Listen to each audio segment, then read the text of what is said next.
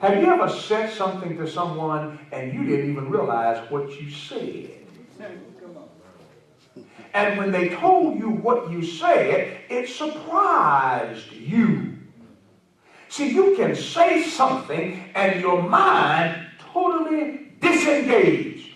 But you cannot worship God unless your mind is engaged. See, that's why when you come to the worship and the person sitting beside you want to talk to you, don't even listen to them. Because your mind must be engaged. So if a person wants to talk to you while you're worshiping, ignore them with a big eye. That's right. That's right, ignore them. Because you are engaged. You're engaged. So worship is designed to build up the one who is worshiping. But worship is designed to build up the one who witnessed the worship. Look again at 1 Corinthians chapter 14 and verse number 16. Well, let's go back to verse 15. 1 Corinthians 14 and verse 15. What is the outcome then? I will pray with the Spirit, and I will pray with my mind also. I will sing with the Spirit, and I will sing with the mind also. Otherwise, say otherwise. Otherwise, if you bless in the Spirit only, how will the one who fills the place of the ungifted or the unlearned one say the amen at your giving of thanks, since he does not know what you are saying? Now here's what Paul said. How can you say amen when you do not know what a person said? Amen means I understand what you said. I approve of what you have said, because what you have said is in full agreement with the will of God. Now, if I were to finish this sermon in French, and you know not French, you couldn't say amen, because you would not know what I said. So Paul says that if a person gives thanks to the Lord, but a person sitting in the audience does not understand what he has said, you cannot say amen. So worship is designed to build up not only the one who is worshiping, but the one who is witnessing the worship. Witnessing, the person who observes, who hears the worship, is built up as well. There is a value. So Paul said when you come together to worship, we need to say and express ourselves in a manner that other people not only can hear, but understand. Now notice what he said in verse 16. He said, if you don't understand, you cannot give thanks. And if you can't give thanks, it is because you were not built up. So if you do not understand, you cannot be built up if you don't understand. You ever been to a place where worship was supposed to have been taking place and things were happening that you did not understand? You know, I went to a place one time and everybody was supposed to be praying in tongues. I didn't understand anything anybody was saying. Listen.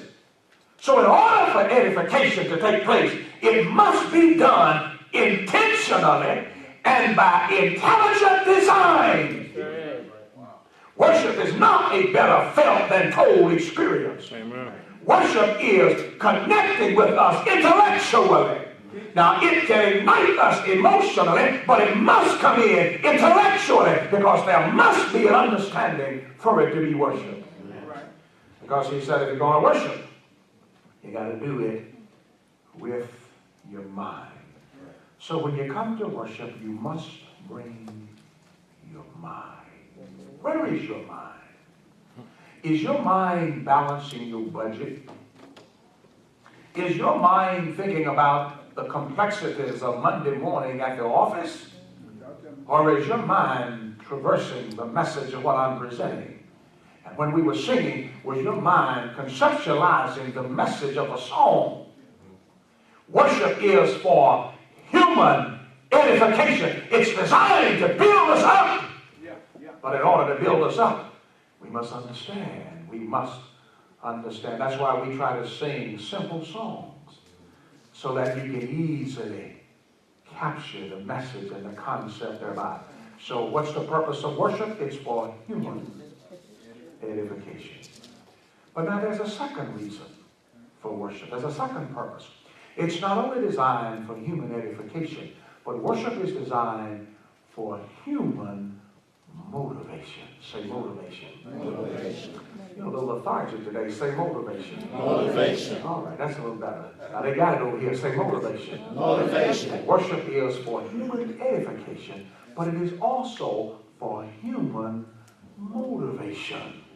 So not only are we built up, we are built up for a purpose.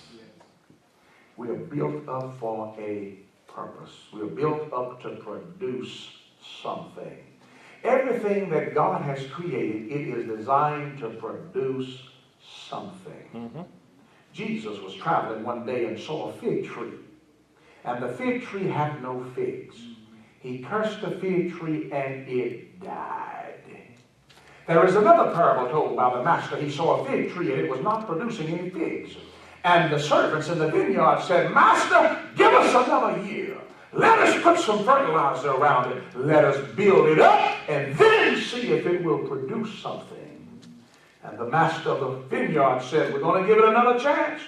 But if it don't produce anything this time, we're going to cut it down. Do you not know that if worship doesn't produce something within you, that it is useless on your behalf? Worship is designed to build us up and to motivate us to do something.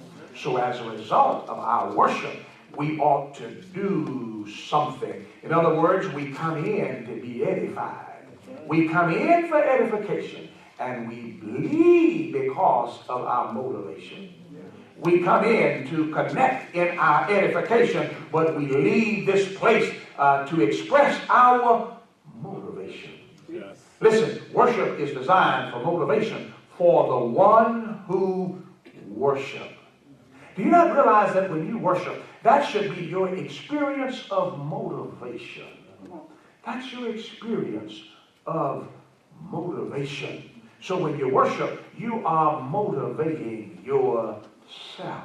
Let the glory of the Lord let it rise among us. Let the glory of the Lord let it rise among us. Praises around, let it rise.